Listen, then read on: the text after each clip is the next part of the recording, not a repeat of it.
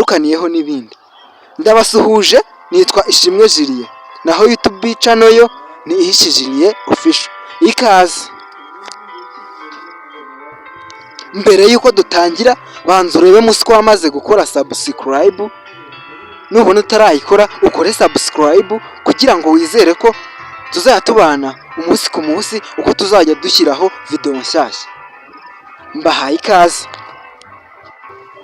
Ese we, mu gutangira uwabanza nkababwira aka kantu. Iki kirunga kinini isi yose yemeje ko kugisura cyangwa se kugisura uko ariko kose rwose bikuweho.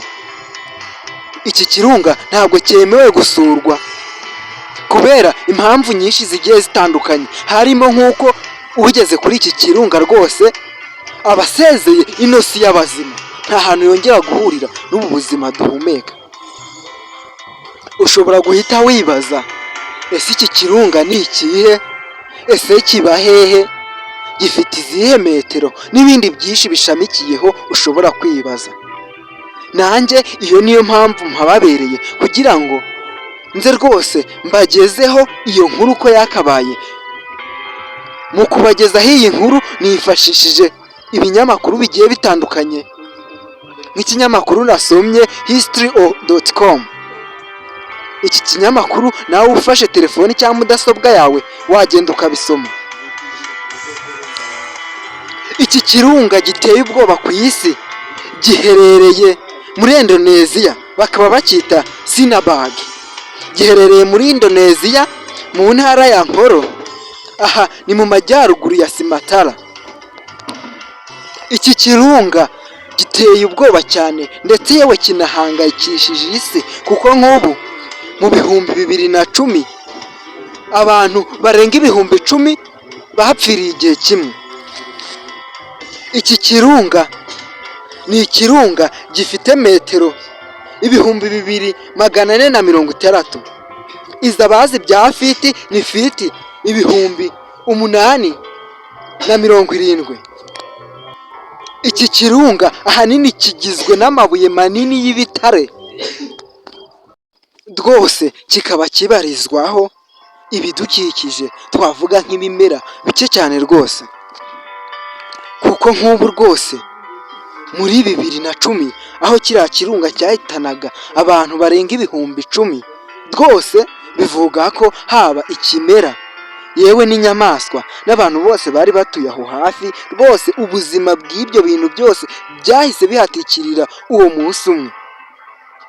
Igiteye ubwoba muri iyi si, ndetse yewe ari nacyo abantu benshi bagenderaho bavuga ko iki kirunga rwose gitandukanye n'ibindi, nta naho bihuriye, ari naho bahita bavuga ko rwose giteje ibibazo isi, ni uko iki kirunga iyo kigiye kuruka nta kimenyetso na kimwe kijya kigaragaza ko kigiye kuruka.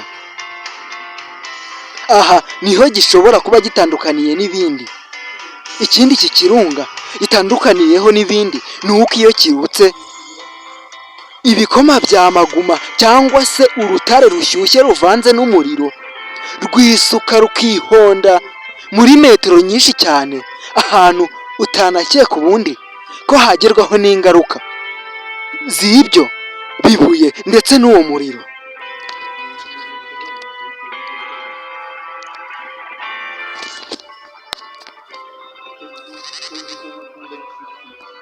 Nk'ubu muri 2015 umuryango mpuzamahanga ndetse yewe n'igihugu cya Indonesia icyo kirunga giherereyemo bashyizeho itegeko ry'uko hagati y'abaturage aho batuye ndetse n'icyo kirunga hagomba kuba habarizwa ibirometero byinshi cyane rwose birenga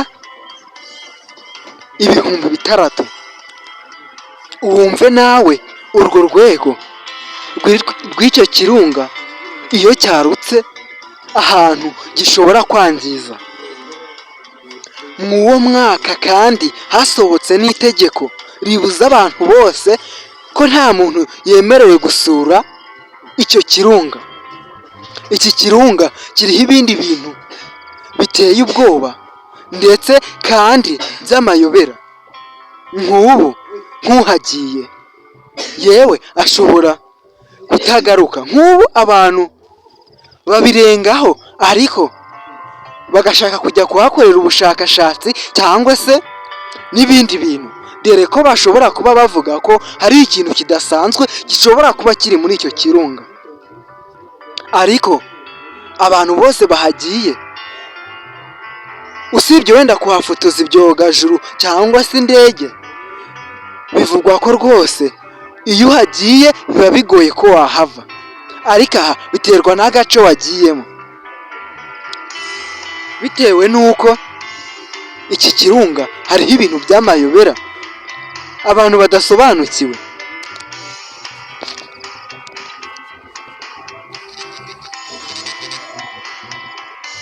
Niba wakunze iki kiganiro, reba munsi hano handitse subscribe, ukoreho ndetse ujye no kuri like, ukandeho, ujye no muri comment utugire inama, uduhe inyunganizi cyangwa se uduhe igitekerezo. Ndabashimiye. Yari Ishijiriye official, naho ngiye mwumvaga nari ndi kubagezaho iki kiganiro ni Ishimwe Jiriye. Ndabashimiye, shimira buri umwe wese wamaze gukora subscribe ndetse rwose akurikirana n'ibiganiro byacu bya buri munsi. Iki kiganiro ngiye kuzajya nibanda kubabwira amateka y'ahantu 10 hateye ubwoba ku isi. Niyo mpamvu ugomba gukora subscribe kugira ngo tujye tubana umunsi ku munsi. Asantene sana, amahoro y'Imana abane nawe.